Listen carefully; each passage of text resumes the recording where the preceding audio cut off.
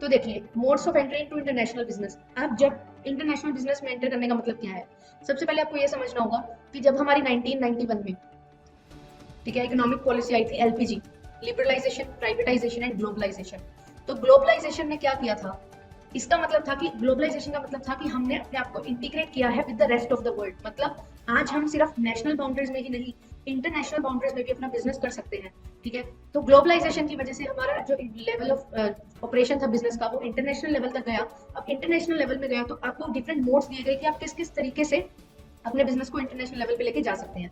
तो देखिए, सबसे पहले मोड आता है हमारा ट्रेड रिलेटेड मोड। ठीक है, ट्रेड रिलेटेड मोड क्या होता है, ये बताता है कि आपको जब ट्रेड करना है तो आपको, आपके पास डिफरेंट डिफरेंट मेथड्स हैं, आप उसको यूज करके अपना ट्रेड कर सकते हैं विद फॉरेन पार्टनर। ठीक है, अब इसको 3 हिस्सों में डिवाइड किया, trade related mode, contractual mode and investment mode. अब इसको 3 पार्ट्स में क्यों डिवाइड किया गया है?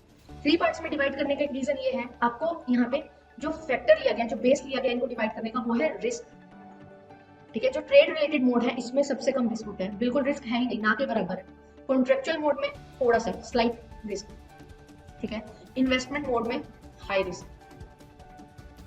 और कॉस्ट इन्वॉल्व भी आप देख सकते हैं, इसमें कॉस्ट इन्वॉल्व भी क्या रहती है, कॉस्ट इन्वॉल्व इज लेस, यहाँ पे कॉस्ट इन्वॉल्व रहती है, यहाँ पे हाई कॉस्ट इन्वॉल्व रहती है।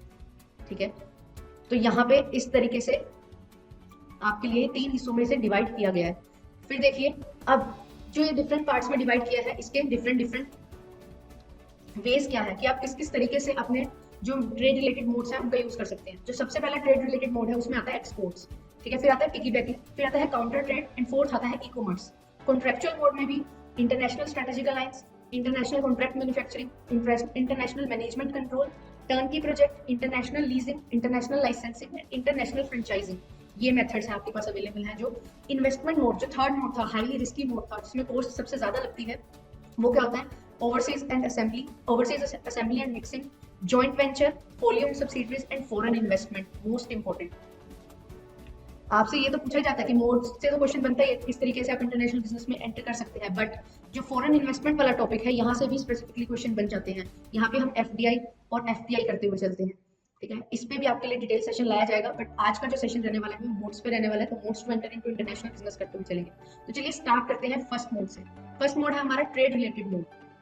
ठीक है, जो ट्रेड रिलेटेड मोड्स हैं इनको हमने करना है। तो देखिए, इनिशियल फेज में जो ये ट्रेड रिलेटेड मोड है, ये कब ऑप्ट किया जाता है, क्यों ऑप्ट करती हैं बिजनेसेस? तो सबसे पहले जब आप इंटरनेशनल लेवल पे जाने का सोचते हैं, अपने बिजनेस को इंटरनेशनल लेवल पे लेके जाने का सोचते हैं, तो आप ये नहीं सोचते कि मुझे ज्यादा से ज्यादा प्रॉफिट हो, या आप ये भी नहीं सोचते हो कि मेरा ज्यादा मार्केट में कैप्चर हो, बट आप ये सोचते हो कि मुझे क्या है, एंटर करना है इंटरनेशनल बिजनेस में।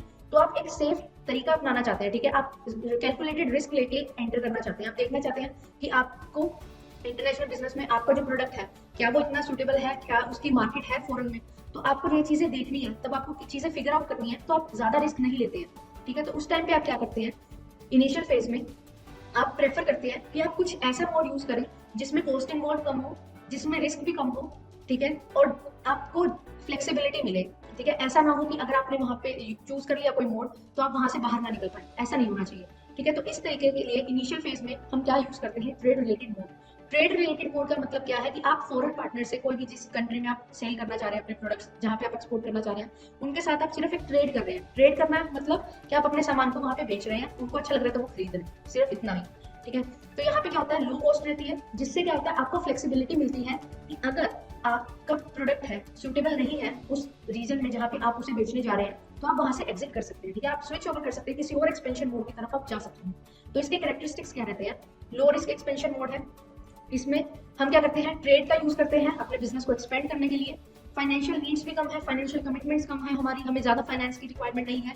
जो रिसोर्सेज हैं वो भी हमें कम चाहिए, कम रिसोर्सेज में हमारा काम हो जाता है। ये किसके लिए सुटेबल है, अगर आप चाहते हैं कि आप अपना बिजनेस एक्सपेंड करें ओवर डिफरेंट एरियाज, आप चाह रहे हैं कि आप यूएसए से भी ट्रेड कर लें, आप यूके से भी ट्रेड कर लें, ठीक है, आप सिंगापुर से भी ट्रेड कर लें, तो आप हर जगह से ट्रेड करना चाह रहे हैं। ठीक है, डिफरेंट डिफरेंट नेशन से आप ट्रेड करना चाह रहे हैं, तो जो ट्रेड रिलेटेड मोड होता है ये सुटेबल मोड है, आपको एक्सपेंशन देता है, साइमल्टेनियस एक्सपेंशन देता है, आपके लिए रिस्क कम रहता है, यहाँ पे फ्लेक्सिबिलिटी ज्यादा रहती है, कॉस्ट इन्वॉल्व कम रहती है, और लिमिटेड रिसोर्सेज से आप अपना जो ट्रेड है वो कर सकते हैं। फिर इसमें एक चीज, इतने सारे हमारे पास प्लस पॉइंट्स हैं, तो कुछ ना कुछ इसके नेगेटिव पॉइंट्स भी क्या रहते हैं। एक चीज कि हमें इंटरमीडिएरी पे डिपेंड रहना होता है। अगर आप ट्रेड करना चाहते हैं किसी के साथ, तो आप क्या करते हैं, किसी ना किसी इंटरमीडिएट का यूज करते हैं, ठीक है, अपने इंटरनेशनल एक्सपेंशन के लिए। तो अगर आप किसी और पे डिपेंड होते हैं तो वो एक लिमिटेशन बन जाती है इस मोड की। तो आइए चलते हैं इसके जो डिफरेंट टाइप्स हैं उन पे डिस्कस करते हैं। तो मैंने आपको बताया था कि 4 तरह के ट्रेड रिलेटेड मोड होते हैं। फर्स्ट होता है हमारा एक्सपोर्ट, मोस्ट इंपोर्टेंट और मोस्ट इजीएस्ट। एक्सपोर्ट क्या होता है? अब इंटरनेशनल बिजनेस के लिए जो एक्सपोर्ट की डेफिनेशन है वो कस्टम एक्ट 1962 में डिफाइंड है, ठीक है। अगर आपको देखना है कि एक्सपोर्ट का मतलब क्या है तो आपको ये देखना होगा कि कस्टम एक्ट में एक्सपोर्ट्स की क्या डेफिनेशन दी हुई है। कस्टम एक्ट के अकॉर्डिंग एक्सपोर्ट का मतलब है कि आप किसी चीज को क्या लेके जा रहे हो, कोई सामान को टेकिंग आउट ऑफ इंडिया, आप इंडिया से बाहर भेजना किसी चीज को, या ऐसी कहीं जगह पे जो क्या है इंडिया से बाहर है। अब इसके लिए आपको क्या पता होना चाहिए कि इंडिया का क्या मतलब है, ठीक है, इंडिया की टेरिटरी कितनी है, तो ये चीजें भी डिफाइन हुई है। अब वो देख सकते हैं कि इंडिया की टेरिटरी कितनी है, ठीक है। फिर है एक्सपोर्ट ऑफ गुड्स। अब एक्सपोर्ट्स कर रहे हैं हम गुड्स का, तो इसका क्या मतलब है? एक्सपोर्ट ऑफ गुड्स का मतलब है कि आप अपने जो गुड्स बेचने हैं वो आप क्या कर रहे हो, इंडिया से बाहर लेके जा रहे हो या किसी प्लेस पे लेके जा रहे हो जो इंडिया से बाहर है। तो इसके लिए आपको इंडिया का मीनिंग क्या है जो डिफाइंड है वो पता होना चाहिए, ठीक है। फिर exporter in relation to any goods at any time between their entry of export and the time when they are exported. इसका मतलब एक्सपोर्टर की डेफिनेशन क्या दी हुई कि अगर कोई भी गुड्स है उनके रिलेशन में एक्सपोर्टर किसे माना जाएगा, ठीक है, कि जब एंट्री हुई एक्सपोर्ट मटेरियल की और जब वो एक्चुअली में एक्सपोर्ट किए गए तो वो जो टाइम पीरियड होगा वो एक्सपोर्ट माना जाएगा in relation to any goods, ठीक है। इसमें क्या होगा, कोई भी ओनर इंक्लूड हो सकता है, कोई भी पर्सन जो क्या है वो एक्सपोर्टेड गुड्स को कैरी कर रहा है, तो वो पर्सन होता है एक्सपोर्टर। अब बात करते हैं एक्सपोर्ट। तो हमने देख लिया कि हम एक्सपोर्ट का जनरल मीनिंग क्या होता है कि आप जब अपने मटेरियल को, अपने गुड्स एंड सर्विसेज को फॉरेन कंट्री में सेल करते हैं, ठीक है, तो वो होता है एक्सपोर्ट। फिर कितनी तरह के एक्सपोर्ट होते हैं? आपके पास 2 तरह के एक्सपोर्ट होते हैं, direct exports and indirect exports. Direct exports क्या होते हैं?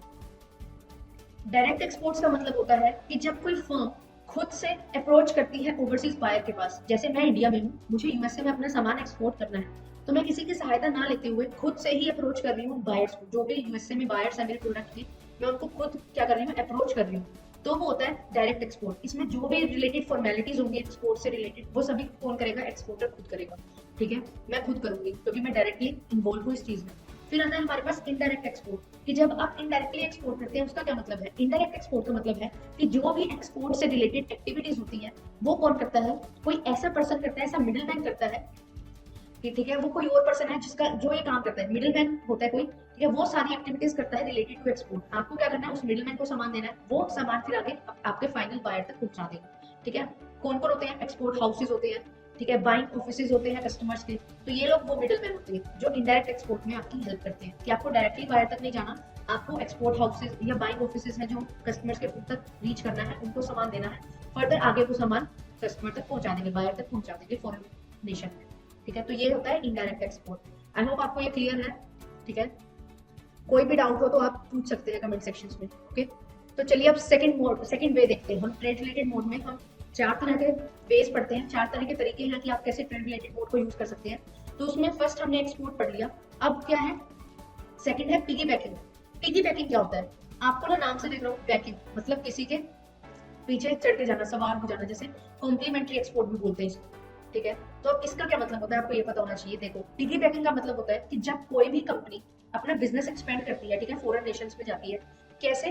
किसी और कंपनी का डिस्ट्रीब्यूशन चैनल यूज करके। मोस्ट इंपोर्टेंट इसका जो कीवर्ड है वो यही है, डिस्ट्रीब्यूशन चैनल या फिर डिस्ट्रीब्यूशन नेटवर्क, कि जब कोई कंपनी किसी और कंपनी का डिस्ट्रीब्यूशन नेटवर्क यूज करती है अपने प्रोडक्ट को फॉरेन कंट्रीज में पहुंचाने के लिए, तो उसे हम बोलते हैं पिगी बैकिंग, ठीक है। इसमें आपके पास 2 टर्म्स आती हैं, आपको याद रखना है, ठीक है, मोस्ट इंपोर्टेंट टर्म्स हैं ये। एक होता है राइडर, एक होता है कैरियर। राइडर कौन होता है? आपने सुना होगा राइडर, जो राइड करता है, ठीक है, जैसे हॉर्स राइडर होते हैं, वो क्या करते हैं? हॉर्स के ऊपर बैठ के राइड करते हैं, ठीक है। राइडर मतलब ऐसी फर्म, एक्सपोर्टिंग फर्म जो क्या करती है, यूज करती है डिस्ट्रीब्यूशन नेटवर्क दूसरी फर्म का, तो वो होती है राइडर। फिर होता है सेकंड टर्म कैरियर। कैरियर क्या होता है? ऐसी फर्म जो दूसरी फर्म के सामान को, गुड्स को क्या करते हैं, पहुंचाते हैं दूसरे नेशन पे अपने डिस्ट्रीब्यूशन नेटवर्क का यूज करके, ठीक है। ऐसी फर्म जिसका एस्टेब्लिश डिस्ट्रीब्यूशन चैनल है फॉरेन कंट्री में, और वो क्या करते हैं, दूसरी जो राइडर है उसी का सामान फॉरेन कंट्री तक पहुंचाते हैं, तो उसे बोलते हैं कैरियर, क्योंकि वो कैरी करते हैं किसी और कंपनी का सामान फॉरेन कंट्री तक, ठीक है। तो ये हम बोलते हैं इसको कैरियर। तो देखिए एग्जाम्पल देखिए, यहाँ पे क्या है, जब फाइट कंपनी थी, ठीक है, ये कार सेलिंग कंपनी है फिएट, ठीक है, इसने क्या किया, जब इसने इंडिया मार्केट में आना था, इंडिया के मार्केट में एंटर होना था, तो इन्होंने टाटा का डिस्ट्रीब्यूशन नेटवर्क यूज किया था, जो already well establish distribution network था, उसका यूज किया इंडियन मार्केट में एंटर होने के लिए। तो फिएट कंपनी का आप एग्जांपल याद रख सकते हैं कि इन्होंने क्या किया था, टाटा का डिस्ट्रीब्यूशन नेटवर्क यूज किया था इंडियन मार्केट में एंटर होने के लिए। तो चलिए नेक्स्ट हम करते हैं। अब हमारे पास थर्ड आता है काउंटर ट्रेड।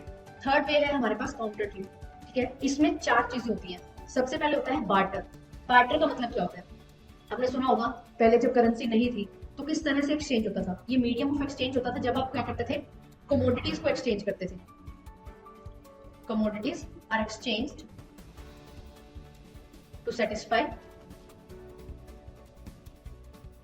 द नीड्स, ठीक है। आप क्या करते थे, आपके पास कोई कॉमन मीडियम नहीं था एक्सचेंज का, आपके पास जो चीज होती थी आप उसको सेल कर देते थे किसी और चीज के बदले में, ठीक है। तो 2 पार्टीज होती थी, दोनों पार्टीज को कुछ ना कुछ चीज चाहिए और वो क्या करते थे, आपस में जो उनके पास अबंडेंट में है चीज उसको दे देते हैं और जो चीज उनको चाहिए उसको ले लेती, ठीक है। तो फिर इसमें क्या करते हैं हम, यस, एक्सचेंज ऑफ कमोडिटीज, बिल्कुल सही है। तो बार्टर में हम क्या करते हैं, एक्सचेंज करते हैं कमोडिटीज का अपनी नीड्स को सेटिस्फाई करने के लिए। फिर इसमें क्या होता है, जो एक ट्रांजैक्शन होती है वो एक टाइम पे होती है। एक पर्सन को कुछ सामान चाहिए तो वो क्या करेगा, दूसरे पर्सन से परचेज करेगा, और जो दूसरा पर्सन होगा उसी को भी उसी टाइम पे जिस पर्सन ने उससे सामान परचेज किया उसी से ही वो भी सामान को क्या लेगा, खरीद लेगा। तो दोनों आपस में क्या करेंगे, एक्सचेंज करेंगे और ये जो ट्रांजैक्शन होगी वो एक टाइम पे होगी। फिर सेकंड आता है काउंटर परचेज। काउंटर परचेज का मतलब क्या होता है, इसको हम पैरेलल बार्टर भी बोलते हैं। ये बार्टर से डिफरेंट है। ये बार्टर से कैसे डिफरेंट है, देखो, बार्टर में आपने कहा था, मैंने आपको बताया कि एक ही टाइम पे ट्रांजैक्शन होगी, एक पर्सन सेल भी करेगा, परचेज भी करेगा और दूसरा पर्सन भी परचेज करेगा और सेल करेगा। काउंटर परचेज में क्या होता है, जो आपकी ट्रांजैक्शन होती है वो डिलेड होती है। फॉर एग्जांपल, आपने मुझसे कुछ सामान लिया बट आपने मुझे उसी टाइम कुछ सामान नहीं दिया, आपने थोड़े टाइम बाद मुझे सामान दिया, तो वो होता है मेरा काउंटर परचेज, ठीक है। ये डिफरेंस आपको क्लियर होना चाहिए, पूछ लिया जाता है पैरेलल बार्टर और बार्टर में क्या डिफरेंस है ये पूछ लिया जाएगा, तो आपको पता होना चाहिए पैरेलल बार्टर का मतलब क्या है, कि जब मैं एक्सचेंज ऑफ कमोडिटीज ही करूंगी, यहाँ भी करेंसी यहाँ पे भी नहीं आएगी, एक्सचेंज करूंगी मैं कमोडिटीज को, पर साइमल्टेनियस एक्सचेंज नहीं करूंगी, इसमें डिलेड एक्सचेंज होगा, ये आपको याद रखना है। फिर थर्ड आता है हमारा, इसमें काउंटर ट्रेड में ही थर्ड वे है हमारे पास कंपनसेशन ट्रेड। कंपनसेशन ट्रेड क्या होता है, कंपनसेशन ट्रेड कब यूज किया जाता है, जब आप कोई कमोडिटी का एक्सचेंज ना करके आप कैपिटल गुड्स का एक्सचेंज करते हैं, मतलब कैपिटल गुड्स में डील करते हैं। इसमें क्या होता है, आपको कोई कैपिटल गुड्स की रिक्वायरमेंट है तो आपने किसी से कैपिटल गुड्स ले लिए, अब उसके बदले में आप उनको क्या देंगे, जो भी आपने उन कैपिटल गुड्स का यूज करके प्रोड्यूस किया है ना, यूज किया कैपिटल गुड्स का, प्रोडक्शन की, उस प्रोडक्शन को जो भी आपने प्रोड्यूस किया है उसको आप क्या कर देते हैं, रिटर्न कर देते हैं। वो होती है कंपनसेशन रेट, कि आप कंपनसेट कर रहे हैं किसके बदले में, कैपिटल गुड्स के बदले में, और क्या चीज दे रहे हैं, जो उन कैपिटल गुड्स से आपने चीज बनाई उसी को ही आप वापस दे देते हैं, उसी से ही आप कंपनसेट करते हैं, तो इसे बोलते हैं कंपनसेशन ट्रेड। इंपॉर्टेंट है अगेन, यस। तो चलिए फिर हम करते हैं फोर्थ, हमारा जो पॉइंट है वो है स्विच ट्रेडिंग। अब आप क्या करते हैं, स्विच ट्रेडिंग का मीनिंग आपको जानना क्लियर है, क्लियर करना जरूरी है। देखिए स्विच ट्रेडिंग में क्या होता है, आपने एक किसी से क्या किया, डील की कि आप क्या करेंगे, उससे कोई सामान खरीदा किसी ने आपसे, तो आप उससे भी कुछ टाइम में सामान खरीदेंगे, तो आपकी ऑब्लिगेशन है कि अगर किसी ने आपसे सामान खरीदा है तो आप कुछ टाइम बाद उससे भी सामान खरीदेंगे, आपने ये डील की है। बट आप क्या करते हो, जो आपकी ऑब्लिगेशन है, आपने भी अब कुछ सामान खरीदना था, वो आप ट्रांसफर कर देते हो किसी थर्ड पर्सन पे, ठीक है। जैसे for example A, B and C, 3 लोग हैं, ठीक है। ए और बी ने आपस में डील की, ए ने बोला कि मैं तुम्हें कुछ सामान दे रहा हूँ, तो तुम मुझसे कुछ टाइम बाद सामान लेना, ठीक है। ए ने बी से सामान ले लिया, परचेज कर लिया, और ये क्या डिसाइड हुआ कि जो बी है, ठीक है, वो भी ए से परचेज करेगा बट आफ्टर सम टाइम। अब बी ने क्या किया, अपनी ऑब्लिगेशन ट्रांसफर कर दी सी को, जो बी की ऑब्लिगेशन थी टू परचेज फ्रॉम ए, उसने वो ट्रांसफर कर दी अपनी ऑब्लिगेशन सी को। अब जो ये सी पर्सन है उसकी ऑब्लिगेशन अराइज हो जाएगी कि वो ए से परचेज करेगा, ठीक है। ये होती है हमारी स्विच ट्रेडिंग, जब आप अपनी ऑब्लिगेशन को ट्रांसफर कर देते हो किसी थर्ड पर्सन पे, और फिर वो जो थर्ड पर्सन होता है वो लायबल होता है, वो ऑब्लाइज्ड होता है उस सामान को परचेज करने के लिए जिसमें आपने डील किया था, ठीक है। तो ये होती है स्विच ट्रेडिंग, ये भी काउंटर ट्रेड का ही पार्ट है। तो आई होप आपको ये चारों टर्म्स क्लियर हुई होंगी। मोस्ट इंपोर्टेंट है, पूछ लिया गया था बार्टर और पैरेलल बार्टर में डिफरेंस, तो आपसे कंपनसेशन ट्रेड या स्विच ट्रेडिंग भी पूछ लिया जा सकता है, मैच द कॉलम में इसका क्वेश्चन बन सकता है। ओके, तो चलिए नेक्स्ट फोर्थ मेथड था, जो फोर्थ वे था हमारा वो था ई कॉमर्स। ई कॉमर्स आप सभी जानते हैं, किसी चीज के साथ ई लग जाता था मतलब इलेक्ट्रॉनिक, आप डिजिटल मीडिया का यूज करते हैं, एक्सक्यूज मी।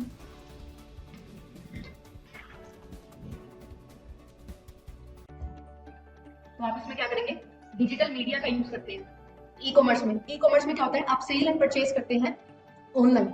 ये देखिए इसमें दिखाया गया जैसे फिगर में कि आपने कुछ सामान परचेज किया, ठीक है, आप उसकी वेबसाइट पे जाते हैं, वेबसाइट पे जाके ऑर्डर प्लेस करते हैं, फिर वो ऑर्डर प्रोसेस होता है। ऑर्डर प्रोसेस कैसे होता है, वेबसाइट पे जो लोग होते हैं वो देखते हैं उसमें कि आपके पास वो ऑर्डर है, वो चीज़ है जो डिमांड की गई है, फिर आप जाते हैं, फिर वो ऑर्डर प्रोसेस होता है पूरा with in the time limit, जो भी टाइम लिमिट होती है उसके अंदर आपके पास वो डिलीवर हो जाता है और आप क्या कर देते हैं, पेमेंट कर देते हैं। पेमेंट कैसे, आप डिफरेंट मेथड से पेमेंट कर सकते हैं, ऑनलाइन पेमेंट कर सकते हैं, कैश ऑन डिलीवरी, ये सभी चीज़ें रहती हैं।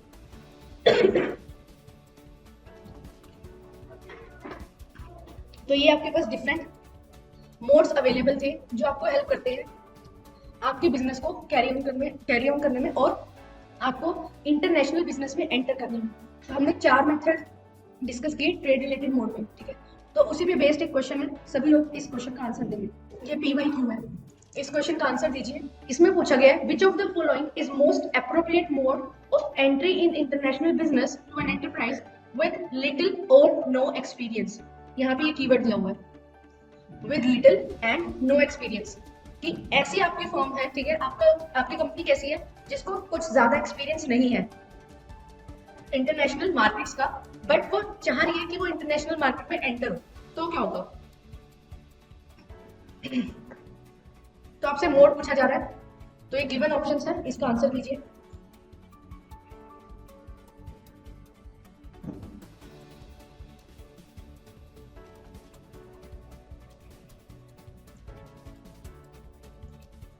यस, एक्सपोर्टिंग इसका बिल्कुल सही आंसर हो जाएगा कि एक्सपोर्टिंग के थ्रू आप क्या कर सकते हैं, अपने बिजनेस को इंटरनेशनल लेवल पे लेके जा सकते हैं। क्योंकि एक्सपोर्टिंग में हमने क्या पढ़ा था, सबसे पहले हमने ट्रेड रिलेटेड मोड में यही चीजें पढ़ी थी कि ये इस तरह का मोड है जहाँ पे आपको कम फाइनेंस की रिक्वायरमेंट है, लो रिस्क रहता है, हाई फ्लेक्सिबिलिटी है और आप साइमल्टेनियस एक्सपेंशन कर सकते हैं अपने बिजनेस का। तो इन्हीं सबको ध्यान में रखते हुए हमारे पास जो आंसर आ रहा है यहाँ पे एक्सपोर्टिंग, तो एक्सपोर्टिंग है, क्योंकि यहाँ पे मुझे दिया हुआ है कि with little or no experience. अगर मुझे एक्सपीरियंस नहीं है इंटरनेशनल मार्केट्स का तो मैं रिस्क कम से कम लेना पसंद करूंगी, ठीक है, फ्लेक्सिबिलिटी मेरे पास ज्यादा रहे ताकि मैं स्विच कर सकूं। तो exporting is the correct answer. बढ़ते हुए चलेंगे कॉन्ट्रेक्चुअल मोड। कॉन्ट्रैक्ट से आप क्या समझते हैं, कॉन्ट्रेक्चुअल वर्ड बना है कॉन्ट्रैक्ट से, तो आप कॉन्ट्रैक्ट से क्या समझते हैं, जब भी दो पार्टीज आपस में मिलती हैं, एक डील करती हैं, ठीक है, कॉमन ऑब्जेक्टिव की तरफ काम करती हैं, तो वो क्या होता है, कॉन्ट्रैक्ट होता है। तो इसमें क्या है, कॉन्ट्रैक्चुअल मोड। अगर हम इंटरनेशनल बिजनेस में एंटर करना चाहते हैं तो हम कैसे कर सकते हैं, कॉन्ट्रैक्चुअल मोड्स के। कॉन्ट्रैक्चुअल मोड्स का मतलब कि एक पार्टी, मतलब एक कंपनी, होम बेस्ड कंपनी होगी, वो क्या करेगी, वो किसी फॉरेन बेस्ड कंपनी के साथ कॉन्ट्रैक्ट में आएगी, कॉन्ट्रैक्ट करेगी उनके साथ, किस लिए, ताकि वो आपस में एक दूसरे की जो स्ट्रेटेजिक स्ट्रेंथ है और जो रिसोर्सेज है उनका क्या कर सके, यूज कर सके। स्ट्रेटेजिक स्ट्रेंथ और रिसोर्सेज का यूज करने के लिए जब दो डिफरेंट कंट्रीज आपस में मिलती हैं तो उनको क्या बोलते हैं, हम कॉन्ट्रेक्चुअल मोड बोलते हैं, ठीक है। जो पार्टनर फर्म होती है वो क्या करती है, कॉम्प्लीमेंट करती है एक दूसरे को। फॉर एग्जाम्पल, एक इंडिया का पर्सन है, एक यूएसए का पर्सन है, ठीक है, कंपनी है, पर्सन का मतलब क्या है, कंपनी से मेरा मतलब है पर्सन। तो दो कंपनी है आपस में, वो क्या है, वेल एस्टेब्लिश्ड है, ठीक है। अब वो क्या कर रही है, इंडिया के पास कुछ रिसोर्सेज है, यूएसए के पास कुछ और रिसोर्सेज है, इंडिया की अलग स्ट्रेंथ है, यूएसए की अलग स्ट्रेंथ है, तो वो क्या करेंगे, वो आपस में मिल जाते हैं ताकि वो एक दूसरे की स्ट्रेंथ का यूज करें, एक दूसरे के पास जो रिसोर्सेज अवेलेबल है उनका यूज करें, और उससे क्या करें, एक दोनों आपस में ही क्या करें, विन विन सिचुएशन हो उनके पास कि दोनों आपस में एक दूसरे की स्ट्रेंथ का यूज करके अपना प्रॉफिट है जो ज्यादा हाई अर्न कर सके। तो ये चीज होती है कॉन्ट्रेक्चुअल मोड, ठीक है। कॉम्प्लीमेंट करते हैं एक दूसरे को, मतलब एक दूसरे को पूरा करते हैं, जो उनको कमी है, यूएसए को कमी है सपोज किसी चीज की, तो इंडिया पूरी कर रहे हैं, इंडिया के पास कुछ कमी है तो वो यूएसए पूरी कर रहे हैं, एक दूसरे को कॉम्प्लीमेंट करते हुए चलते हैं, ठीक है। कैसे, जैसे किसी के पास कोई टेक्नोलॉजी अच्छी है तो वो टेक्नोलॉजी दे देगा, किसी का स्ट्रॉन्ग ब्रांड इक्विटी है तो हम ब्रांड इक्विटी यूज कर लेंगे उनका, प्रोडक्शन फैसिलिटी किसी की अच्छी है तो उसको यूज कर लेंगे, किसी का वेल एस्टेब्लिश्ड डिस्ट्रीब्यूशन नेटवर्क है, अब डिस्ट्रीब्यूशन नेटवर्क है किसी का, तो मैं अपना डिस्ट्रीब्यूशन नेटवर्क बनाने की बजाय मैं उससे कॉन्ट्रैक्ट कर लूंगी और उसका जो डिस्ट्रीब्यूशन नेटवर्क है जो ऑलरेडी एस्टेब्लिश्ड है उसी का डिस्ट्रीब्यूशन नेटवर्क यूज करके मैं क्या कर लूंगी, अपना काम चला लूंगी, और जिससे क्या होगा, मुझे भी बेनिफिट होगा और जो दूसरा नेशन है उसे भी बेनिफिट होगा। तो हम आपस में एक दूसरे का बेनिफिट लेके चलते हैं, ठीक है, एक दूसरे की हेल्प करते हैं, स्ट्रेटेजिकली हम जो स्ट्रेंथ है उनका यूज करते हैं ताकि हमें ज्यादा से ज्यादा क्या हो, प्रॉफिट। तो इस तरीके से हम कॉन्ट्रेक्चुअल मोड का यूज करते हैं। तो आइए इसमें कितने वेज हैं वो डिस्कस करते हैं। डिफरेंट वेज रहते हैं। फर्स्ट है हमारे पास इंटरनेशनल स्ट्रेटेजिक अलायंस। अब इंटरनेशनल मतलब कि बाउंड्रीज के बियॉन्ड हम ट्रेड कर रहे हैं, ठीक है। इंटरनेशनल स्ट्रेटेजिक अलायंस का मतलब क्या है कि आप ग्रुप बना लेते हैं। अलायंस का मतलब क्या होता है कि आप क्या कर लेते हैं, ग्रुप बना लेते हैं। ग्रुप किस लिए बनाते हैं कि आप आपस में मिलके क्या कर सके, बेनिफिट ले सके, जितना आप अकेले अकेले कुछ नहीं कर पा रहे थे तो आप ग्रुप में आ जाते हैं, ठीक है, और फिर ज्यादा बेनिफिट गेन कर सकते हैं। तो ये होता है अलायंस। अलायंस वैसे यूज किया जाता है कि किसी थर्ड पर्सन को आपको क्या करना है, डिफीट करना है, तो आप दो लोग मिल जाओगे आपस में मिलकर आपकी स्ट्रेंथ का यूज करके जो थर्ड पर्सन है उसको क्या कर दोगे, डिफीट कर दोगे।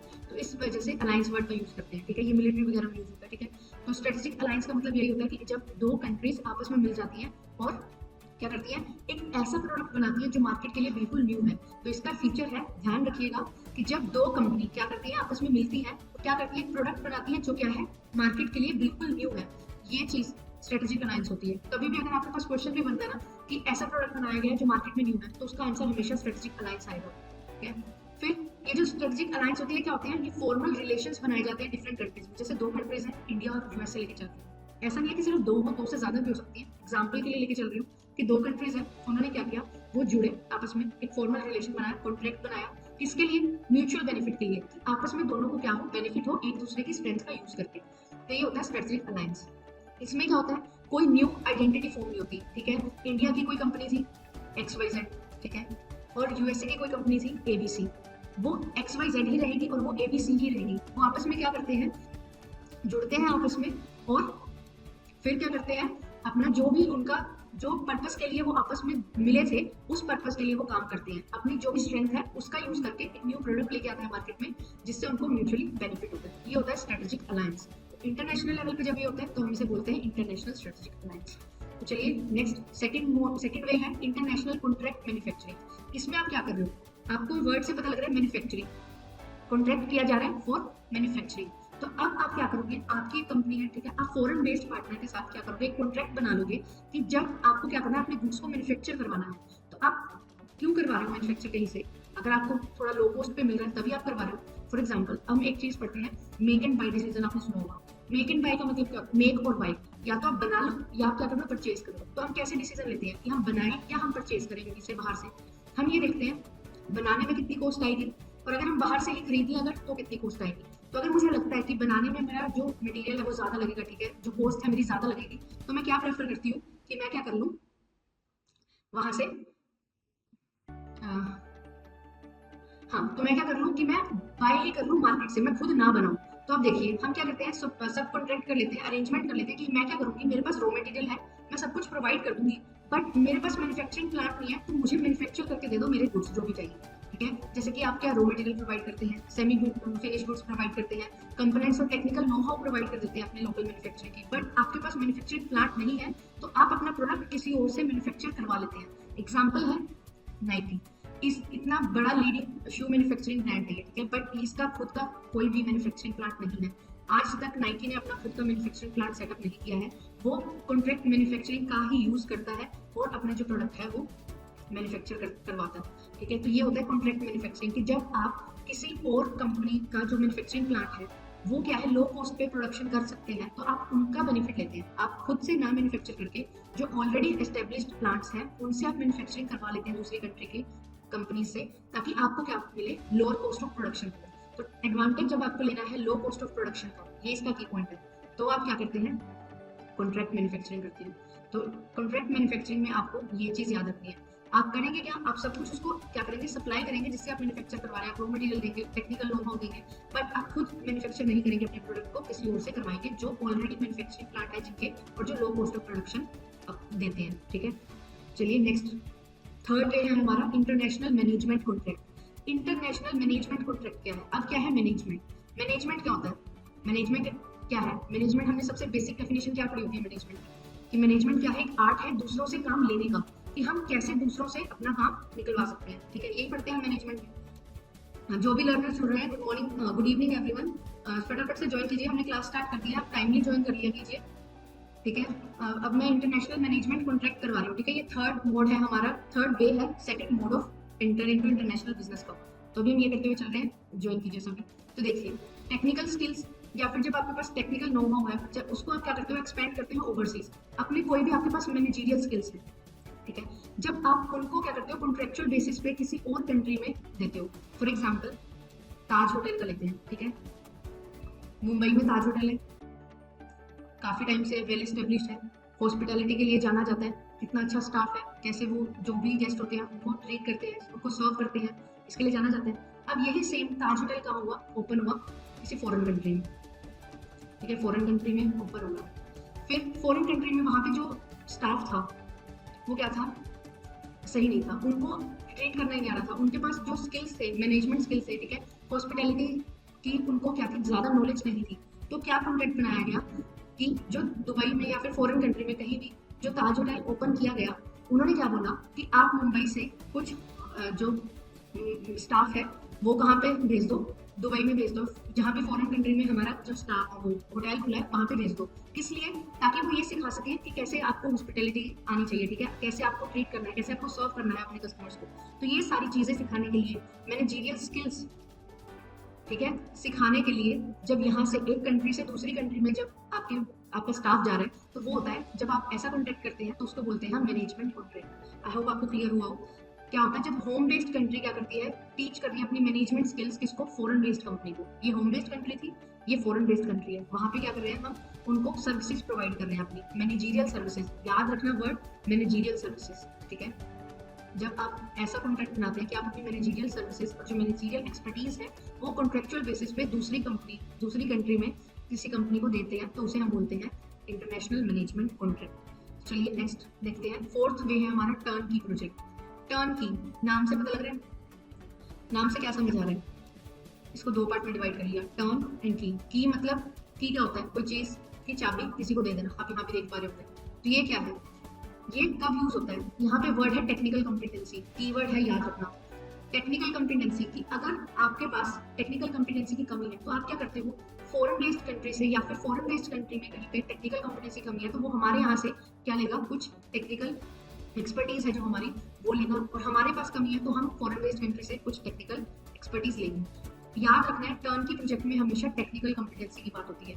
जैसे कि प्रोजेक्ट होते हैं लाइक मेट्रो, कोई कंस्ट्रक्शन करना है किसी प्लांट का, ठीक है, कोई मैन्युफैक्चरिंग फैसिलिटीज के लिए। अब हमारे पास इतनी टेक्नोलॉजी नहीं है, ठीक है, फॉर एग्जाम्पल इंडिया और चाइना की बात करिए, इंडिया के पास इतनी टेक्निकल कॉम्पिटेंसी नहीं है कि वो मेट्रो डिजाइन कर पाए। जैसे दिल्ली मेट्रो जब बनी थी तो क्या किया गया था, चाइना से ही लोग आए थे बनाने मेट्रो, है ना, तो वो टर्न की प्रोजेक्ट का ही एक एग्जाम्पल।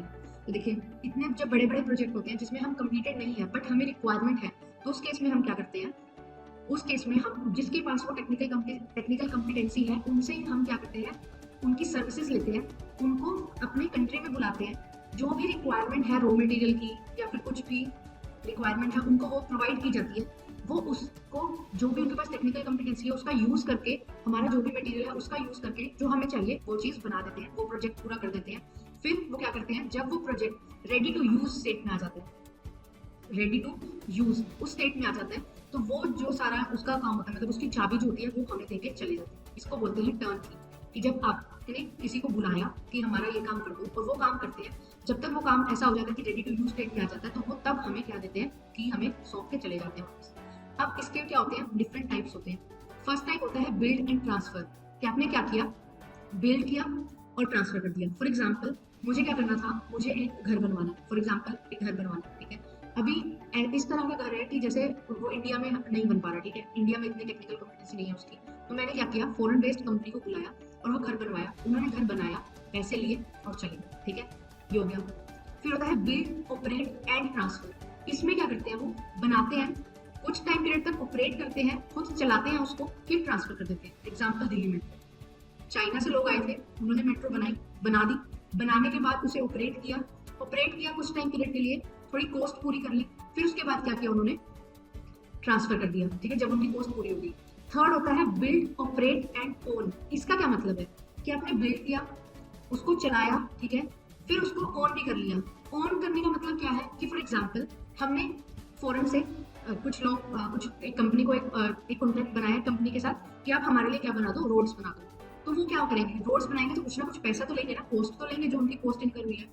तो आप क्या कर रहे हो, अब कॉस्ट इनकर हो गई, आप उनको पैसे नहीं दे रहे, तो वो क्या करेंगे, पैसे तो लेके जाएंगे। तो वो क्या करते हैं, टोल प्लाजा आपने देखा होगा, आप कहीं जब ट्रेवल करते हैं तो आप टोल टैक्स देते हैं। तो वो क्या होता है, जब किसी कंपनी ने बुलाया किसी को कुछ फैसिलिटीज लेने के लिए, ठीक है, कि ये फैसिलिटीज हमें प्रोवाइड कर दो, हमें रोड बना के दे दो, रोड्स बना दिए बट उनको पैसे दिए नहीं, तो पैसे वो कैसे लेंगे, वो उस चीज को ऑन करेंगे जब तक उनकी कॉस्ट क्या हो जाती है, कॉस्ट पूरी नहीं हो जाती, ठीक है।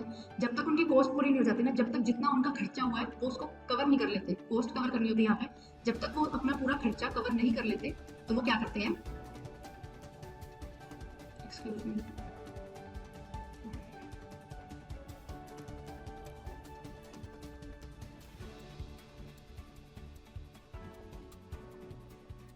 जब तक वो कॉस्ट कवर नहीं कर लेते तब तक वो क्या करते हैं, उसको अपने आप खुद के पास रखते हैं। फिर उसके बाद जब कॉस्ट पूरी हो जाती है तब वो कॉस्ट लेके जितने उनके पैसे लगे होते हैं, जो खर्चा होता है उसको पूरा करके वो वहां उनको फी दे के चले जाते हैं। ठीक है, तो ये होता है। फिर उसके बाद अब हमने क्या किया था, टोल प्लाजा का एग्जांपल ले लिया। तो ये हमारे पास क्या होता है, टर्न की प्रोजेक्ट के कुछ बेस होते हैं कि कैसे कैसे आप किस तरह से आप टर्न की प्रोजेक्ट को यूज कर सकते हैं। Wait and operate, wait operate and transfer, wait operate and own, ये हमारे पास 3 चीजें होती है। जो भी हमें ज्वाइन कर रहे हैं, गुड इवनिंग एवरीवन।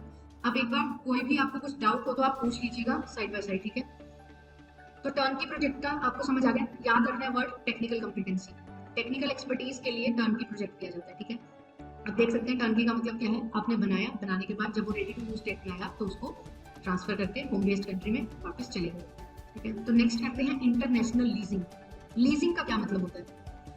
लीजिंग का मतलब होता है कि जब आप किसी पर्सन को राइट टू यूज देते हैं। Right to use, right to use क्या है कि आप हक दे रहे हैं किसी को कि आप इस चीज को इस्तेमाल कर सकते हैं, वो होता है लीजिंग।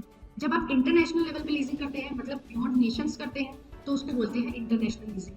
फॉर एग्जांपल, मेरे पास एक कोई मशीनरी है, ठीक है, मुझे वो मशीनरी चाहिए, बट मैं इतनी एबल नहीं हूँ, मेरी इतनी क्षमता नहीं है कि मैं उस मशीन को परचेज कर सकती हूँ। तो मैं क्या करूंगी, जिसके पास वो मशीनरी है, मैं उसे बोलूंगी मुझे ये लीज पे दे दो, मतलब कुछ टाइम पीरियड के लिए मुझे इसका राइट टू यूज दे दो कि मैं इसे यूज कर सकूं। इसमें क्या होता है, ओनरशिप कभी भी ट्रांसफर नहीं होती। जो पर्सन, एक पर्सन है ए और एक पर्सन है बी। ए के पास क्या है, मशीनरी है, और ये मशीनरी चाहिए बी को। बी के पास इतना पैसा नहीं है कि वो इसको क्या कर सके, परचेज कर सके। तो वो क्या कहता है ए को कि मुझे राइट टू यूज दे दो। तो ये क्या देता है इसको, राइट टू यूज। उसके बदले में क्या चार्ज करता है, लीज रेंटल, कुछ रेंट चार्ज करता है, और उसे हम बोलते हैं लीज रेंटल, ठीक है। टर्म से याद रखना, पूछी जा सकती है लीज रेंटल क्या होता है। जो जब हम लीज पे कुछ चीज लेते हैं, उसके बदले में जब हम रेंट देते हैं तो उसे बोलते हैं लीज रेंटल, ठीक है। अब जो पर्सन होता है जिसके पास कोई चीज होती है और वो उस चीज को किसी को देता है यूज करने के लिए, तो उसे बोला जाता है लेसर। और जो पर्सन वो चीज लेता है यूज करने के लिए, उसे बोला जाता है लेसी। इसमें कभी भी ओनरशिप ट्रांसफर नहीं होगी, जो लेसर है वो ही ओनर रहेगा, ठीक है। अग्रीमेंट होता है लेसर और लेसी के बीच में। किस तरह से होता है मैंने आपको बता दिया कि एक पर्सन क्या करेगा,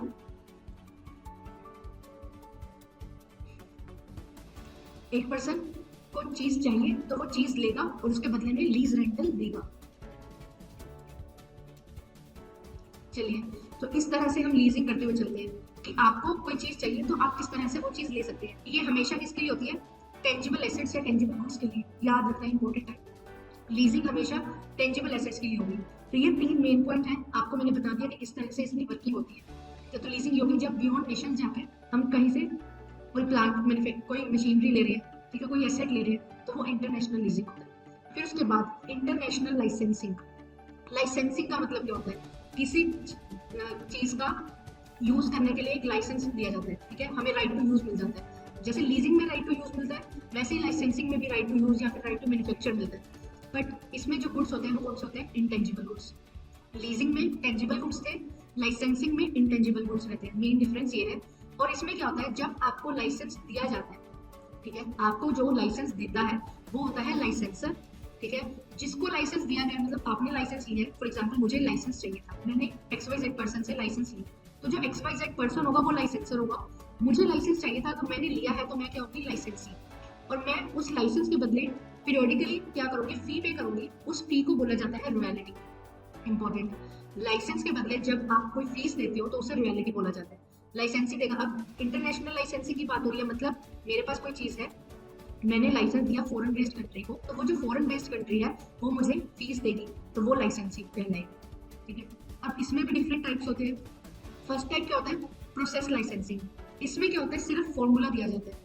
प्रोसेस लाइसेंसिंग में आप बताते हो कि एक किसी चीज को मैन्युफैक्चर करने का क्या है, किसी चीज की प्रोसेस का क्या है, एक फॉर्मूला है, उस फॉर्मूला को आपको क्या करना है, यूज करना है। एग्जाम्पल मेडिसिन के केस में, ठीक है, मेडिसिन बनाने का एक क्या है, प्रोसेस होता है, ठीक है, उसमें एक फॉर्मूला होता है, फॉर्मूला दिया जाता है, ठीक है, अगर आपको कोई मेडिसिन है ये इस तरीके से बनेगी, ठीक है, तो वो क्या तरीका होता है, जब आप प्रोसेस लाइसेंसिंग देते हो तो आप वो फॉर्मूला देते हो उसे कि आपको ये चीज जैसे मैन्युफैक्चर करनी है तो आपको इस तरह से करनी है, ठीक है, प्रोसेस लाइसेंसिंग में क्या दे रहे हो आप, फॉर्मूला दे रहे हो। फिर ट्रेडमार्क लाइसेंसिंग, ट्रेडमार्क लाइसेंसिंग में आप क्या करते हो, फॉर्मूला तो देते ही हो, साथ के साथ ट्रेड नेम भी देते हो अपना, ठीक है। फिर होता है क्रॉस लाइसेंसिंग, क्रॉस मतलब कि एक्सचेंज करना, कि एक ए कंपनी है और एक बी कंपनी है, ठीक है, ये होम बेस्ड है, ये फॉरेन बेस्ड है, ये क्या करेगी, अपना कोई भी फॉर्मूला होगा वो देगी, ये इसको अपना फॉर्मूला दे देगी, या अपनी जो भी प्रोसेस है किसी चीज को करने की वो दे देगी। तो ये हमारे पास होती है क्रॉस लाइसेंसिंग, जब आप एक्सचेंज करते हो फॉर्मूलाज और प्रोसेस का, ठीक है। आई होप ये क्लियर है। सबसे पहले आपको देखना है कि इंटेंजिबल एसेट्स या इंटेंजिबल गुड्स में होती है, जो लाइसेंस देता है लाइसेंसर कहलाता है, जो लाइसेंस लेता है लाइसेंसी बोला जाता है उसे, लाइसेंसी लाइसेंस के बदले में कुछ फी पे करता है, उस फी को रॉयल्टी बोला जाता है। और ये 3 तरह की होती है, process licensing, trademark licensing and cross licensing. Process में आप जस्ट फॉर्मूला देते हैं, ट्रेडमार्क में आप फॉर्मूला तो दे ही रहे हैं, साथ के साथ अपना ट्रेड नेम भी देते हैं। फिर क्रॉस लाइसेंसिंग में क्या करते हैं, एक्सचेंज करते हैं फॉर्मूलाज का, जो भी 2 कंपनी होंगी एक दूसरे के साथ एक्सचेंज करेंगी। चलिए नेक्स्ट करते हैं इंटरनेशनल फ्रेंचाइजिंग। इंटरनेशनल फ्रेंचाइजिंग क्या होता है, अब ये रिलेटेड है सर्विसेज से, ठीक है।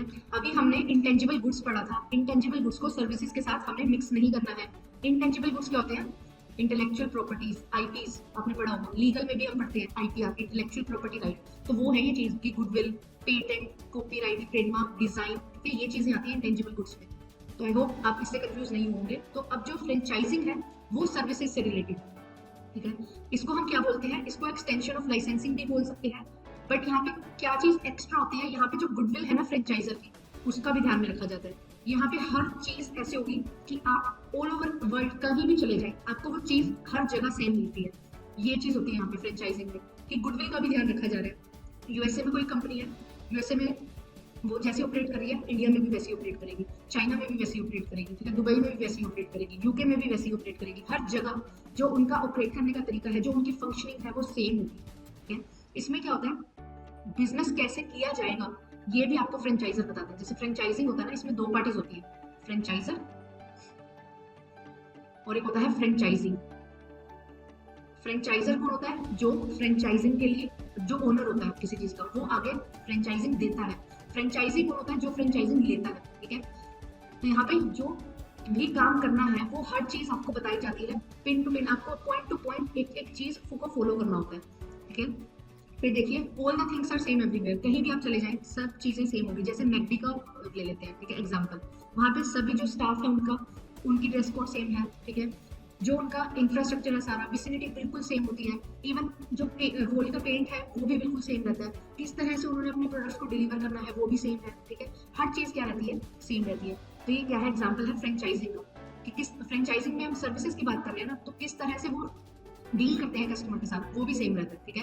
तो इसमें क्या चीज होती है, आप कैसे काम करेंगे आपको ये बताया जाता है, ट्रेडमार्क दिया जाता है, मेथड ऑफ यूज और या फिर मेथड टू डू बिजनेस ये भी बताया जाता है, और साथ के साथ हमने बात की थी गुडविल का ध्यान रखा जाता है, तो मतलब प्रोडक्ट रेपुटेशन का भी ध्यान रखा जाता है। तो जहाँ पे ये 4 चीजें मिल जाती हैं वहां पे हम बोलते हैं कि ये केस है फ्रेंचाइजिंग का, ठीक है। ये सभी की सभी चीजें दी जाती हैं फ्रेंचाइजिंग में, कि आपको हर काम जो भी आपकी ऑपरेटिंग प्रोसेस है वो भी दे दी जाएगी कि आपको इस तरह से ये चीज बनानी है, ठीक है। इवन एक चीज मैंने भी सुनी थी कि ऐसे होता है ना कि उनका जैसे बर्गर है तो उसमें जो टिक्की होगी ना वो ऐसे होती है कि अगर आपको 7 मिनट्स फ्राई करनी है या फिर 2 मिनट्स फ्राई करनी है ना, तो वो हर जगह यही टाइम है, टाइम लिमिट लगाई हुई है कि आपको इतने टाइम में ही उसको किसी भी चीज को कुक करना है, ठीक है। तो बिल्कुल पॉइंट टू पॉइंट एक एक चीज का ध्यान रखा जाता है इसमें, ठीक है। तो एग्जाम्पल जैसे मैकडी है, डंकिन डोनट्स है, और भी काफी सारे हैं, जैसे स्पोर्ट टीम है, ये भी फ्रेंचाइजी है, ठीक है। तो आप फ्रेंचाइजी में ये सारे एग्जाम्पल आप ले सकते हैं। चलिए नेक्स्ट करते हैं इन्वेस्टमेंट मोड। अभी तक हमने जो किए थे ये थे कॉन्ट्रेक्चुअल मोड, कि आप कॉन्ट्रैक्ट करते हैं 2 पार्टीज आपस में मिलकर, 2 डिफरेंट कंपनीज डिफरेंट नेशंस में होती हैं, 2 या 2 से ज्यादा भी हो सकती है। क्या क्या आपके पास वेज रहते हैं, कुछ 7 से 8 तरीके हमने पढ़े, ठीक है। आई होप आपको क्लियर हुए होंगे। एक बार और गो थ्रू करना, अगर कुछ नहीं समझ आता है तो फिर आप पूछ सकते हैं मुझसे कमेंट सेक्शन में भी, और अगर कुछ अभी प्रॉब्लम है तो अभी भी पूछ सकते हैं। थर्ड हम मोड करते हैं इन्वेस्टमेंट मोड। इन्वेस्टमेंट मोड क्या होता है, बहुत ही सबसे इंपॉर्टेंट मोड है, क्वेश्चंस भी सबसे ज्यादा कॉन्ट्रेक्चुअल मोड और इन्वेस्टमेंट मोड से बनते हैं। इन्वेस्टमेंट मोड इंपॉर्टेंट है, ठीक है, एग्जाम पॉइंट ऑफ व्यू से भी, और इसमें जो हम आगे पढ़ेंगे कि इन्वेस्टमेंट कैसे की जाती है वो भी बहुत ज्यादा इंपॉर्टेंट है, क्वेश्चन काफी ज्यादा बनते हैं, ठीक है। तो सबसे पहले इन्वेस्टमेंट मोड में सबसे ज्यादा रिस्क रहता है। इन्वेस्टमेंट मोड का मतलब क्या है कि आप अगर किसी कंट्री के साथ किसी कंट्री के साथ बिजनेस करना चाह रहे हैं तो आप कैसे एंटर करेंगे वहाँ पे इन्वेस्ट करके। इन्वेस्ट कैसे करते हैं कि कुछ ना कुछ आप पैसा लगाएंगे वहाँ पे, ठीक है। इन्वेस्टमेंट के वही दो तरीके रहते हैं मेन, जैसे एफडीआई और एफपीआई करते हैं तो आप फिजिकल एसेट्स में भी इन्वेस्ट कर सकते हैं, जैसे प्लांट एंड मशीनरी या कोई एसेट हो गया, ठीक है, वहाँ पे भी इन्वेस्ट कर सकते हैं। या आप क्या कर सकते हैं एफपीआई के थ्रू, मतलब फाइनेंशियल एसेट्स में भी आप क्या कर सकते हैं इन्वेस्ट कर सकते हैं। तो इस तरह से आपके पास डिफरेंट मोड्स अवेलेबल रहेंगे। तो इन्वेस्टमेंट मोड क्या है, सबसे पहले सबसे ज्यादा रिस्की रहता है बट प्रॉफिटेबल भी सबसे ज्यादा यही है। जितना ज्यादा रिस्क होगा उतना ही ज्यादा प्रॉफिट होने के भी चांसेस होते हैं, ठीक है। ये क्या होता है, हमने 3 मोड पढ़े थे, तो ये थर्ड मोड है, लास्ट ऑप्शन रहता है इंटरनेशनल बिजनेस में एंटर करने का। क्यों लास्ट ऑप्शन क्यों ऑप्ट किया जाता है इसको, क्योंकि इसमें बहुत ज्यादा रिस्क इन्वॉल्व है, कॉस्ट सबसे ज्यादा इन्वॉल्व है। अगर हमने एक बार इन्वेस्टमेंट कर दी तो हमारे लिए इतना ईजी नहीं होता कि हम उसे डी इन्वेस्ट कर सके, ठीक है, वापस ले सके उस इन्वेस्टमेंट को। तो इसीलिए इसको क्या बोला जाता है, हाईली रिस्की मोड बोला जाता है, ठीक है। इसके डिफरेंट टाइप्स हैं, जैसे आप देख सकते हैं पिक्चर में, ठीक है, ये सब हम करते हुए चलेंगे। तो आइए इसके जो डिफरेंट वेज हैं वो देख लेते हैं। फर्स्ट इसमें आता है overseas assembling and mixing. Overseas का क्या मतलब है, ओवरसीज मतलब आप क्या कर रहे हैं, एक प्रोडक्ट है, ठीक है, आपको वो बनाना है, फॉर एग्जाम्पल मोबाइल फोन्स है, आपको वो प्रोडक्ट बनाना है अपनी कंट्री में, बट आपके पास इतने रिसोर्सेज नहीं है, ठीक है, आपके पास इतनी टेक्नोलॉजी नहीं है कि वो सभी के सभी जो पूरा प्रोडक्ट है आप अपनी कंट्री में बना सकें। तो आप क्या कर सकते हैं, इन्वेस्ट करते हैं किसी और कंट्री में। वहाँ पे क्या होता है, वो जो प्रोडक्ट है उसके डिफरेंट स्पेयर पार्ट्स हैं जो वो बनते हैं, उन स्पेयर पार्ट्स का यूज करते हो आप, ठीक है, और जो स्पेयर पार्ट्स बन गए उसे लेके आते हो अपनी कंट्री में, और अपनी कंट्री में आके उसको असेंबल कर देते हो, ठीक है। जैसे एप्पल का फोन होता है ना, ये भी क्या होता है, ये ऐसा नहीं है कि यूएस में ही बनता है, ठीक है, इसके भी जो डिफरेंट स्पेयर पार्ट्स होते हैं वो कहीं और मैन्युफैक्चर होते हैं, उनको एक जगह पे लाके असेंबल किया जाता है, ठीक है, ये होता है असेंबली। इसको क्यों, इसको ना एक्सेप्टेंस क्यों मिल गया, ये देखिए, क्योंकि आपके पास इतनी ज्यादा टेक्नोलॉजी नहीं है, ठीक है। आप अगर कहीं पे मैन्युफैक्चर करते हैं तो आपके डिफरेंट चार्जेस भी ज्यादा लगते हैं, तो वो चीज भी होती है। तो पॉलिटिकल पार्टीज भी इसको क्या है, इसको बढ़ावा देती है कि आप क्या कर सकते हैं, असेंबलिंग के थ्रू आप अपना बिजनेस कर सकते हैं, ठीक है, जिससे आपकी जो कॉस्ट रहती है वो थोड़ी कम रहती है। फिर उसके बाद मिक्सिंग का भी यही मतलब है कि आप क्या कर रहे हैं, मिक्स कर रहे हैं अपने प्रोडक्ट्स। तो जो भी रिक्वायर्ड पार्ट्स होते हैं प्रोडक्ट के वो मैन्युफैक्चर होते हैं कहीं और, पर उनको असेंबल कर दिया जाता है और मिक्स कर दिया जाता है होम कंट्री में, ठीक है। एग्जाम्पल मोबाइल फोन्स होते हैं, कार्स होती हैं, तो उनको उनके स्पेयर पार्ट्स हैं वो कहीं और बनते हैं बट असेंबल कहीं और होते हैं। तो ये चीज होती है ओवरसीज असेंबली। इसमें हम क्या करते हैं, इसमें हम सिनर्जी का भी बेनिफिट लेते हैं, ठीक है। सेकंड है जॉइंट वेंचर। वेंचर मतलब रिस्क, ठीक है, ये डर के आगे जीत है वाला सीन है। जॉइंट वेंचर मतलब मिल के लेते हैं, जॉइंट मतलब दो लोग मिलके, दो या दो से ज्यादा। इसमें क्या होता है, टू और मोर फर्म्स जॉइन टुगेदर, आपस में मिलती हैं, एक न्यू बिजनेस एंटिटी बनाती हैं।